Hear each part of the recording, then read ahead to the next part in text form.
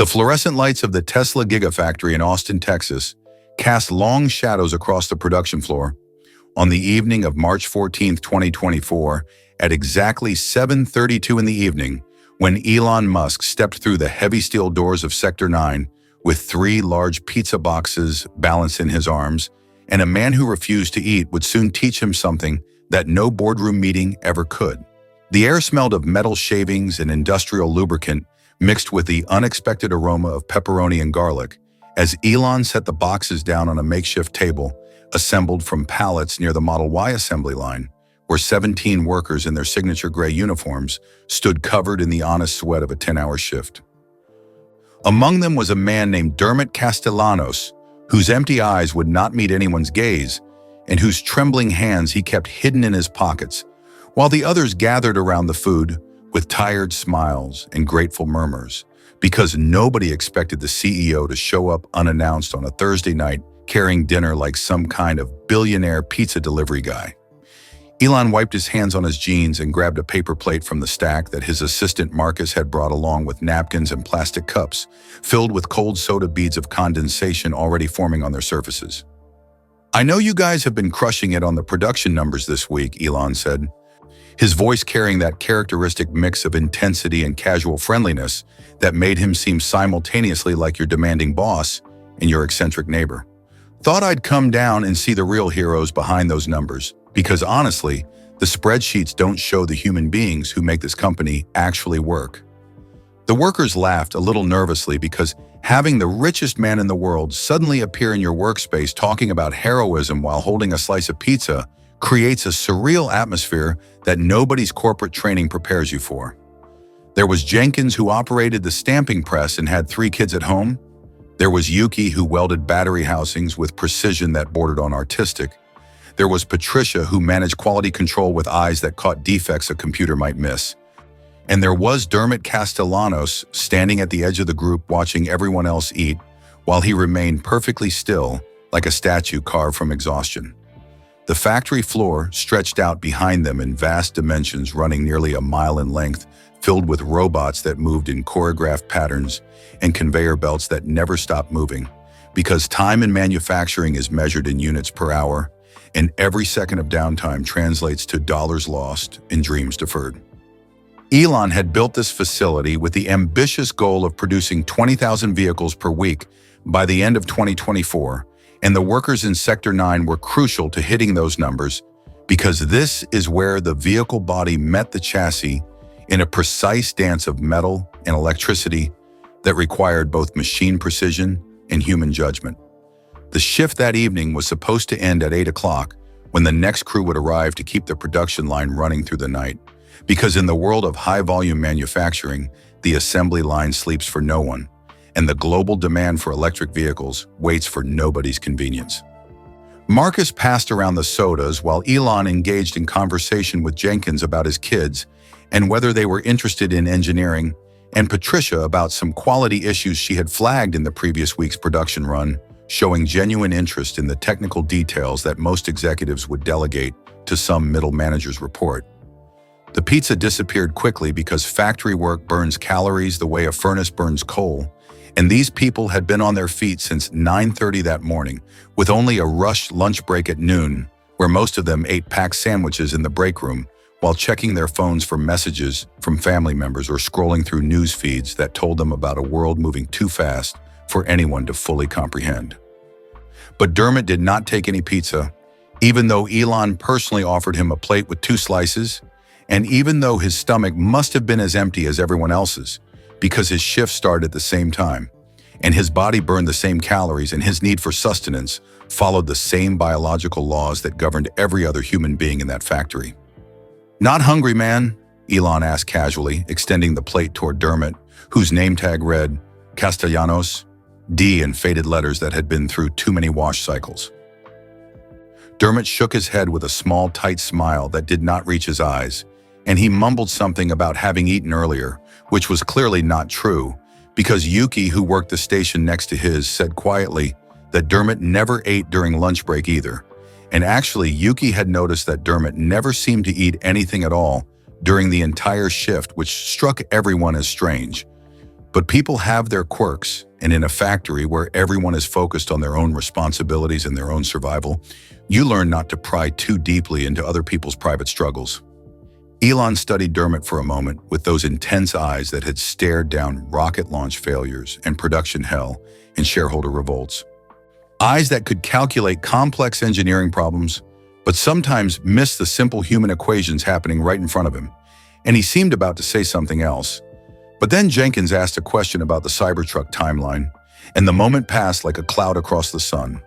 The dinner continued for another 20 minutes with Elon sitting on an overturned crate, and the workers gradually relaxing into the absurdity of the situation, sharing stories about production challenges and small victories, and the weird quirks of the robots they worked alongside every day, giving them names like Clumsy Carl for the one that sometimes missed its alignment marks, and Perfect Petra for the one that never made errors. Elon listened more than he talked, which surprised some of them because the public persona they knew from Twitter and press conferences suggested someone who always needed to be the center of attention. But here in the factory, he seemed genuinely curious about their experiences and their insights into how the production process could be improved. Patricia mentioned an issue with the paint booth timing that was creating bottlenecks, and Elon immediately pulled out his phone to make a note and promised to have engineering look at it by Monday morning. Yuki described a recurring calibration problem with one of the welding robots, and Elon asked technical questions that revealed he actually understood the machinery at a deep level, despite running multiple companies and launching rockets into space, because his brain seemed to operate on some different frequency where he could juggle infinite complexity without dropping any of the spinning plates. But through all of this, Dermot stood silent at the periphery of the group, his arms crossed over his chest and his eyes focused on some distant point beyond the factory walls, as though he was physically present, but mentally somewhere else entirely. His uniform hung loose on his frame, suggesting recent weight loss, and there were dark circles under his eyes that spoke of sleep deprivation that went beyond normal work fatigue. His hands, when they emerged from his pockets to briefly adjust his safety glasses, trembled slightly with a fine tremor that could have been low blood sugar or could have been something deeper, some internal earthquake that was shaking his foundations in ways that pizza and soda could never address. Nobody else seemed to notice, or if they noticed, they had learned to look away, because people protect themselves from other people's pain by pretending not to see it, by constructing walls of polite ignorance that allow society to function without everyone drowning in the ocean of collective suffering that surrounds us all. The 8 o'clock shift change approached and workers began cleaning up the paper plates and empty pizza boxes, and Elon stood up stretching his back and thanking everyone for their hard work and their dedication, and promising to do these informal dinners more often because he believed in staying connected to the people who actually built the products that bore the Tesla name. The night shift workers began filtering in through the far entrance, their fresh energy, a stark contrast to the fatigue visible on the day shift faces, and the great machine of production prepared to continue its relentless march through the darkness outside, where the Texas sky had deepened to purple, and the first stars were appearing like distant promises of worlds beyond this one. Elon shook hands with each worker as they prepared to leave, thanking them individually by name, because he had that rare ability to remember names and faces, even in a company with thousands of employees. And when he reached Dermot, he extended his hand and looked directly into those hollow eyes and said, "I noticed you didn't eat anything, and I'm wondering if there's something I should know about." Dermot's hand was rough and calloused when it met Elon's grip, and for a moment he seemed about to offer another polite deflection, another practiced lie to smooth over the awkward question, but something in Elon's direct gaze must have penetrated his defenses, because his shoulders sagged slightly, and his breath came out in a long exhale that sounded like surrender. "It's nothing, Mr. Musk," he said in a voice that was quiet but steady. "Just trying to make it through the shift." But Elon did not let go of his hand and did not look away, and in that moment the factory floor seemed to recede, and it was just two men standing in a pool of fluorescent lights surrounded by machines that had paused their endless movements during the shift change, like mechanical witnesses to whatever truth was about to emerge from the silence between them. "Come on," Elon said, not unkindly. "Let's talk for a minute." He led Dermot to a quiet corner away from the other workers near the parts inventory shelves, where bins of screws and bolts and electrical components were organized in precise rows, like a library of mechanical possibility.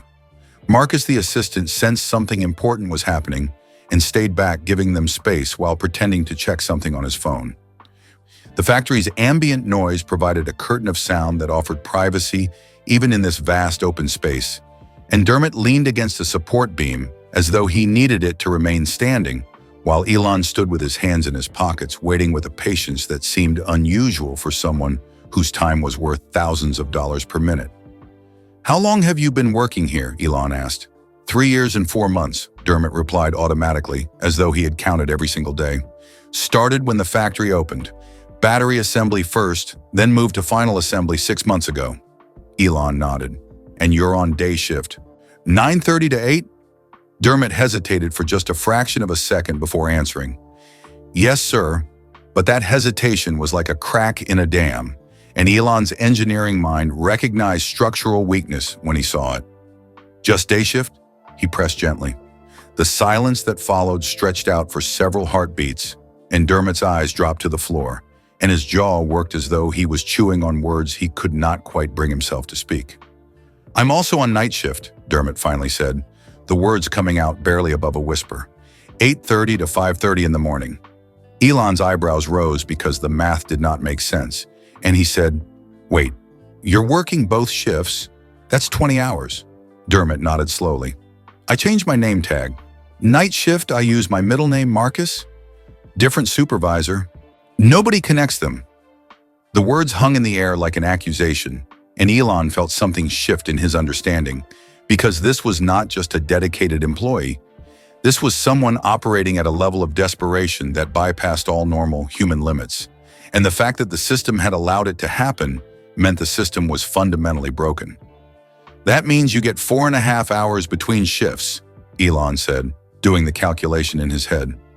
"That's not enough time to get home and back, even if you live close. Where do you sleep?" Dermot gestured vaguely toward the back of the factory. "There's a storage area behind the paint shop. I keep a sleeping bag there. Sleep maybe 3 hours, shower in the locker room, change uniform. Clock back in." His voice was flat now, as though he was describing someone else's life, as though creating emotional distance from his own choices was the only way to survive them. "I eat 1 meal a day, usually around midnight between shifts. Can't eat more than that or I get too tired. And the food costs money I don't have." The pieces were falling into place, but Elon needed to understand the complete picture, because solutions require accurate problem definition, and you cannot fix what you do not fully comprehend. "Why?" he asked simply. "Why are you doing this to yourself?" And this is when Dermot's carefully constructed walls finally crumbled, and his eyes filled with water that he blinked back furiously, as though crying in front of the CEO would be the final humiliation he could not endure. "My daughter," he said, his voice cracking on the word. "Her name is Sophia. She's 7 years old and she has acute lymphoblastic leukemia. The treatment is $60,000 every 6 weeks, and our insurance covers some of it, but not enough, and we're drowning in medical debt. And my wife Renata can't work because she has to stay with Sophia during the treatments, and someone has to pay for the experimental therapy that might save her life. Because the standard protocol isn't working, and the doctors say this new treatment has a 70% success rate, but it costs more than I make in a year. And I can't let her die. I won't let her die, so I work both shifts under different names, and I send every penny to the hospital, and I don't eat because food costs money, and every dollar I spend on myself is a dollar that doesn't go to keeping my little girl alive." The words poured out now like a dam had broken, and Dermot was shaking his head as though arguing with himself. "I know it's against company policy. I know I'm probably going to get fired now that you know. But I didn't know what else to do. The GoFundMe barely raised anything. Our families don't have money. The hospital payment plans still require more than I make in a single job. So I became 2 people. Day shift Dermot, who stamps chassis components, and night shift Marcus, who does quality inspection, and nobody suspected, because I keep my head down, and I do good work, and I never call in sick, because I can't afford to miss a single shift, and every day Sophia is still alive. is a day I won this terrible game we're playing against cancer and against poverty and against a healthcare system that puts price tags on children's lives. Elon stood very still, absorbing this information and processing it through all the filters of his understanding. And for once, his face showed something other than the calculated confidence he usually projected. And what showed, there was something raw, something that looked almost like pain. He had built rockets to go to Mars and electric cars to save the planet and solar panels to harness the sun and neural interfaces to expand human consciousness. But standing here in his own factory, he had somehow missed the fact that one of his employees was literally killing himself, slowly trying to save his daughter because the systems that were supposed to help people had failed so catastrophically that working 40 hours per week was not enough to afford basic medical care for a sick child. "How long have you been doing this?" Elon asked quietly. 8 months, Dermot replied. "Since Sophia's diagnosis last July. 8 months of 3 hours of sleep and 1 meal per day, and muscles pushed past their limits, and a mind operating in survival mode with no end in sight because cancer does not care about human endurance limits, and medical bills do not adjust themselves based on ability to pay." Elon was silent for a long moment, and the factory sounds seemed very loud around them. The hiss of pneumatic tools and the clang of metal on metal, and the electronic beeps of robots communicating in their digital language. "You should have told someone," Elon finally said. "There are resources, assistance programs." But Dermot shook his head. "I looked into all of that, applied for everything. The assistance programs have waiting lists months long. The maximum benefits don't come close to covering what we need. And if I tell HR about my situation, they might investigate and discover I'm working both shifts, and then I lose everything, and Sophia loses her chance." The logic was devastating in its clarity, and Elon recognized it because he understood systems and incentives, and how people respond to impossible situations by making impossible choices, because impossible choices are still choices, and choosing nothing means accepting defeat. "Show me a picture of her," Elon said suddenly. "Sophia, show me your daughter." Dermot pulled out his phone with trembling fingers and swiped through his photos and found one of a little girl with dark curly hair and enormous brown eyes sitting in a hospital bed holding a stuffed elephant, her smile bright despite the IV line in her arm and the identification bracelet on her tiny wrist. She was wearing a princess costume over her hospital gown, and someone had painted her nails pink, and she looked like joy itself despite the circumstances that surrounded her. And Elon stared at that photo for a long time as though memorizing every detail. "She likes elephants," Dermot said unnecessarily because the stuffed animal made that obvious. "And she wants to be a veterinarian when she grows up. She makes me promise every day that she's going to grow up, that the cancer is just temporary, that she'll get to take care of animals someday. And I promise her every single day because what else can I do? I can't tell a 7-year-old that we might lose because her father can't earn enough money. I can't let her think that her life has a price tag that we can't afford. So I work and I don't sleep and I don't eat and I become 2 people in the same factory and I pray that it's enough." His voice broke completely on the last word, and he turned away from Elon as though ashamed of his own emotion, as though suffering should be endured in silence, and the visible manifestation of pain was somehow a failure of character. Elon handed the phone back carefully as though it was something precious and breakable, and he pulled out his own phone and started typing rapidly, his thumbs moving across the screen with practiced speed. "What's the name of Sophia's hospital?" he asked. "Dell Children's Medical Center," Dermot replied, confused about where this was going. "And the experimental treatment, what's it called?" Dermot told him the medical terminology that he had learned to pronounce correctly through desperate necessity, and Elon typed that in too, along with several other questions about doctors and treatment timelines and financial obligations. Then he made a phone call right there, standing in the factory with Dermot watching in bewilderment, and the person on the other end must have answered immediately because Elon started talking without preamble. "Sarah, it's Elon. I need you to do something for me right now tonight. I'm sending you information about a medical case at Dell Children's. Patient's name is Sophia Castellanos. I want you to contact the hospital's billing department and the treating physicians and I want every single outstanding medical bill paid in full immediately. Everything past, present, in all projected future costs for her treatment, including the experimental therapy.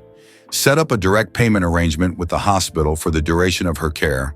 Also establish a trust fund for the family to cover living expenses and any other costs related to her medical situation.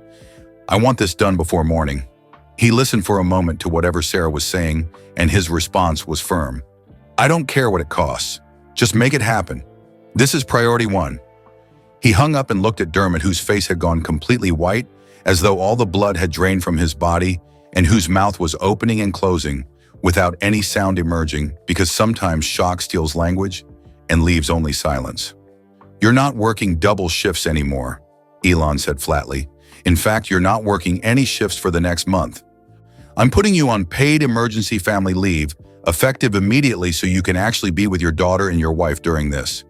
After that, we'll figure out a schedule that makes sense for your family situation. And this conversation about you working under two names never happened as far as I'm concerned, because the fact that our system made you feel like that was your only option means I failed you and I failed everyone else who might be in similar situations that I don't even know about. Dermot's legs seemed to give out, and he slid down the support beam until he was sitting on the concrete floor, his head in his hands and his whole body shaking with sobs that he had probably been holding back for 8 months or maybe longer. Maybe since the moment a doctor first said the word leukemia, and his world tilted on its axis and nothing was ever the same. Elon sat down next to him on the dirty factory floor in his expensive jeans and his black t-shirt, and he did not say anything else, because sometimes silence is the only appropriate response to another person's pain, and sometimes the most powerful thing you can do is simply be present while someone else's carefully constructed survival mechanism falls apart under the weight of unexpected kindness. I don't understand, Dermot finally managed to say through his tears. Why would you do this? You don't even know me. You don't know Sophia. Why would you spend that kind of money on strangers? Elon was quiet for a moment before answering. Because this is wrong, he said simply. The whole situation is wrong. You're a good employee who does excellent work, and you shouldn't have to choose between sleeping and saving your daughter. Nobody should have to make that choice. And I've been so focused on production numbers and delivery timelines and stock prices that I missed the fact that people working for me are literally falling apart trying to survive. That's on me. That's my failure as a leader. He stood up and offered his hand to pull Dermot to his feet. But more than that, you showed me something tonight. You refused to eat, not because you weren't hungry, but because you were making calculation that food for yourself meant less money for Sophia.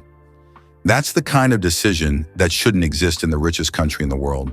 And if it's happening here in my factory, it's happening everywhere. So yes, I'm going to pay for Sophia's treatment and set up your family financially, because that's the immediate crisis.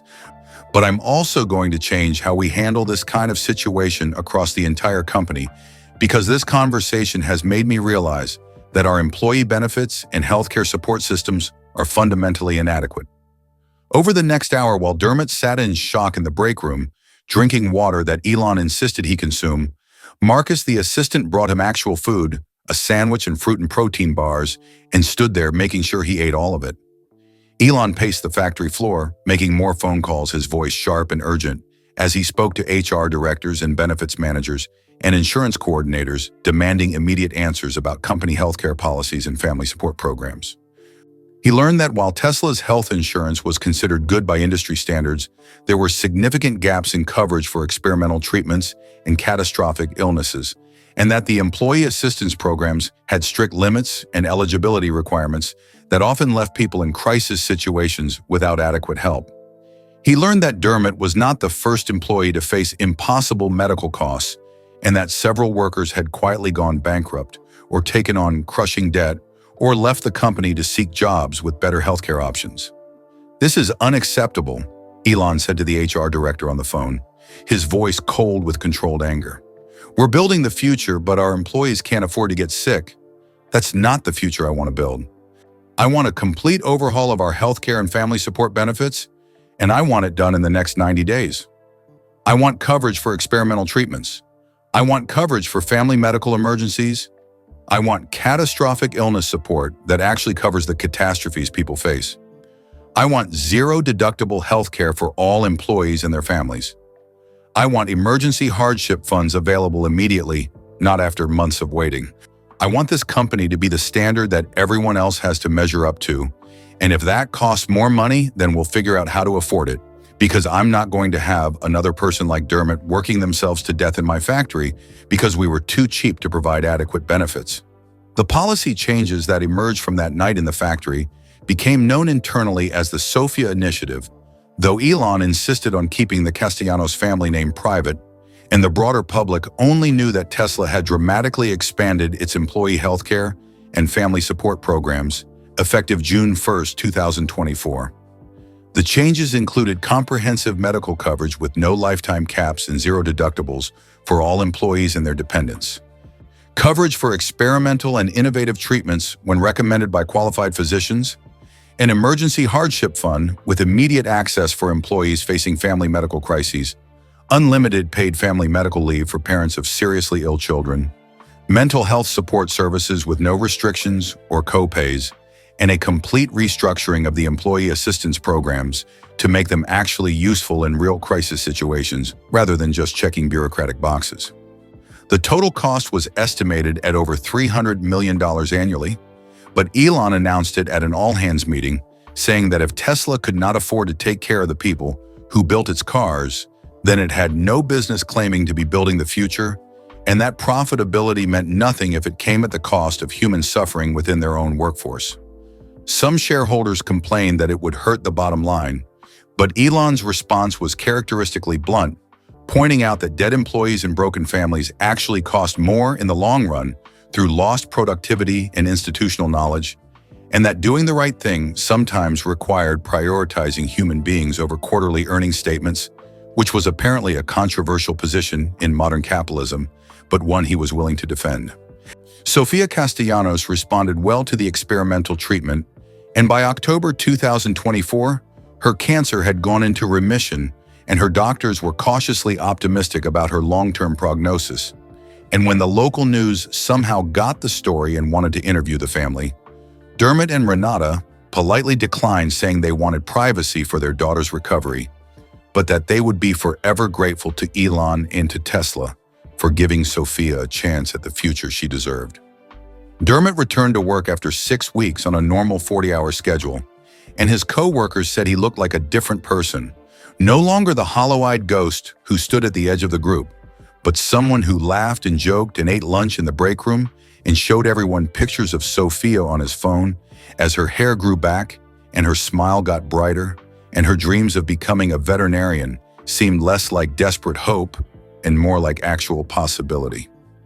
Elon never spoke publicly about the specific incident that triggered the policy changes, and in interviews about the Sophia Initiative, he simply said that he had realized the company's benefits needed to reflect its values and that taking care of employees and their families was not just good ethics, but good business, and that any company that claimed to be innovative while treating its workforce poorly was fundamentally dishonest about its own principles.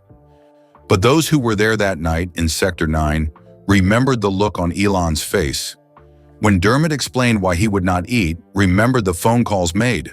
Standing on the factory floor, remembered the moment when one man's refusal to take a slice of pizza became a catalyst for systemic change that would eventually affect thousands of employees and their families across Tesla's global operations.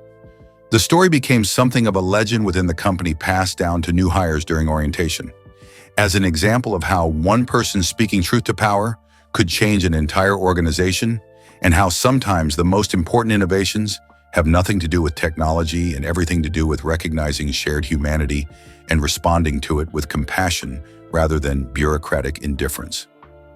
Workers in other Tesla factories heard about it and started speaking up about their own struggles, and the company implemented anonymous feedback systems to identify problems before they became crises and established worker advocacy programs to ensure that people facing hardship had resources and support rather than having to resort to desperate measures like working under assumed names or skipping meals to afford medical care.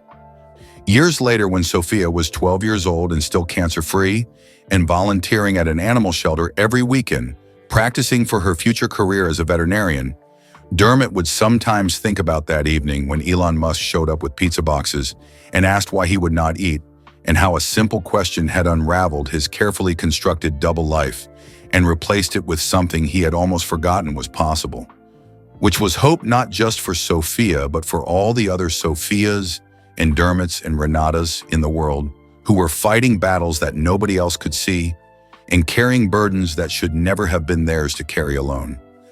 And he would remember that sometimes the most important thing a person can do is refuse to pretend that everything is fine when it is not, and trust that somewhere someone might care enough to ask why and to listen to the answer and to act on it, even when acting on it costs more than money can easily measure, because the true cost of indifference is always higher than the price of compassion.